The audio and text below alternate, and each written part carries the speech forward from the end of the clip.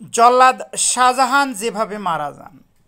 জাতির পিতা বঙ্গবন্ধু শেখ মুজিবুর রহমানকে সপরিবারে হত্যা মামলার মৃত্যুদণ্ডপ্রাপ্ত ৬ আসামিসহ ৬০ জনের ফাঁসি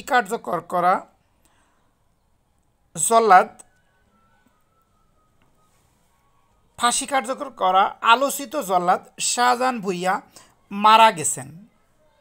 রাজধানীর একটি হাসপাতালে চিকিৎসাধীন অবস্থায় মারা যান তিনি।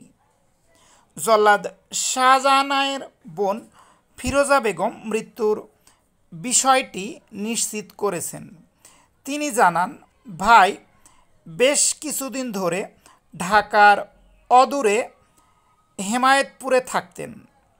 রোববার রাতে তার বুকে ব্যথা শুরু হলে সোহরাওয়ার্দী হাসপাতালে ভর্তি করা হয়।